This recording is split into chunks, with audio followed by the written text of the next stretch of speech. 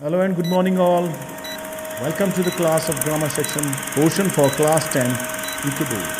आज मैं grammar portion for class 10 UK board पढ़ाने जा रहा हूँ, जो कि यूके बोर्ड में किस प्रकार से जो ग्रामर का सेक्शन है उससे आपके पेपर्स में आना है, आपके एग्ज़ाम में आना है और किस तरीके से डिवाइड किया गया है उसका मैं आपको बताने जा रहा हूँ. तो आप लोग सारे बच्चे से ध्यानपूर्वक सुने. ग्रामर पोर्शन और section for the class 10th UKB. It consists of, comprises of section A, that is paragraphs. There are two paragraphs. Section B, letter writing, paragraph writing, short composition with fill in the blanks, and section C consists of grammar portion with objectives. I mean to say questions that are fill in the blanks. In the section C, there is infinite verbs, preposition, adjective, articles, modals, auxiliaries, active voice, passive voice, and it is also there is correct verb forms. That is correct form of verbs आपको fill in the blank करने पड़ते हैं. Adverb, rearranging sentences, connectors, and start the sentence with. There are some questions in which you will get the sentence in such a way that you have to start the sentence that they are giving to you. Then we have direct and indirect speech. So good morning all, good morning students. कल मैं आपको आपके UK board में exam में आने वाले pattern को, syllabus को बता रहा था, और हम पहुंच चुके थे सेक्शन सी तक, जहां तक ग्रामर पोर्शन होना था. आज हम कंटिन्यू करेंगे सेक्शन डी के साथ. सेक्शन डी आपके जो बोर्ड एग्जाम में जो पेपर बनता है उसमें जो आता है सेक्शन डी, उस पोर्शन में आपका टेक्सचुअल पैसेज आते हैं, टेक्स्ट आती है, प्रोज वाला आता है, जिसमें आपकी फर्स्ट फ्लाइट और फुटप्रिंट विदाउट फीट जो दो बुक्स हैं आपकी, उसमें से आपको क्वेश्चन आते हैं जिनके आपको आंसर देने होते हैं. Do you get me? So in the first part, that is 11th question, we are having textual paragraph.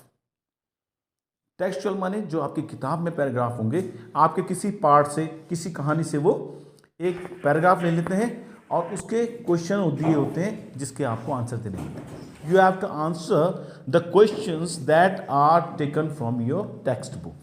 The textbook is First Flight. ठीक है.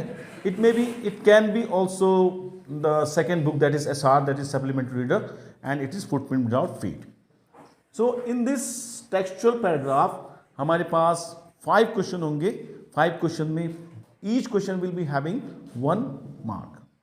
1 नंबर का क्वेश्चन होता है, और ऐसे करके 5 क्वेश्चन आएंगे तो कितने नंबर हो गए? कितने नंबर हो गए? 5. जोर से बोलो थोड़ा. कितने नंबर हो गए?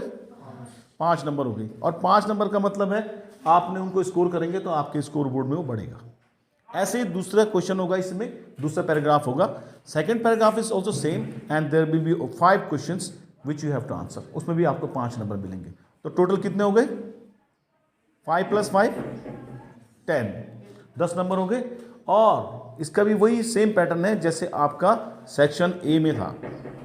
2 पैराग्राफ थे, पैराग्राफ ऊपर लिखा रहता था, क्वेश्चन उससे रिलेटेड होते थे.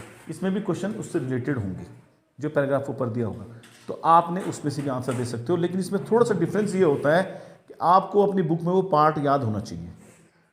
जैसे कि आपके पास लेटर टू गॉड का आ गया, उन लेटर टू गॉड का 7वां पैराग्राफ दे दिया, मगर क्वेश्चन उन्होंने पूछा है कि हु इज लेंचो, जबकि 7वें पैराग्राफ में कहीं नहीं लिखा कि लेंचो इज ए फार्मर. तो आपके अंदर माइंड में होना चाहिए कि लेंचो कौन है? फार्मर. यानी कि आपको पाठ्य पुस्तक पढ़नी पड़ेगी कुछ आंसर देने के लिए, और बाकी आंसर आपको पैराग्राफ में ही मिल जाएगा. We are continuing with the next question, that is 13, 14 and 15. ये 13, 14, 15 जो क्वेश्चन है उसके बाद जो आने वाले हैं क्यू में, वो और कंडीशन के होते हैं. और कंडीशन का मतलब अथवा. 2 क्वेश्चन वो दे देंगे, 2 पार्ट से 2 क्वेश्चन दे देंगे. उसमें एक क्वेश्चन किसी और पार्ट का होगा, एक क्वेश्चन किसी और पार्ट का होगा. तो 2 ऑप्शन देते हो तुम्हें 2 पार्ट में से कि इसमें से या तो ये कर लो अथवा ये कर लो. तो जो आपको लगता है कि मैं कॉन्फिडेंटली जानती हूँ या जानता हूँ, उसको आप आंसर कीजिए. जिसमें आपको लगता है कि मैं ज़्यादा से ज़्यादा स्कोर कर सकता हूँ, ठीक है, तो उस क्वेश्चन को आप करिए. और उसके बाद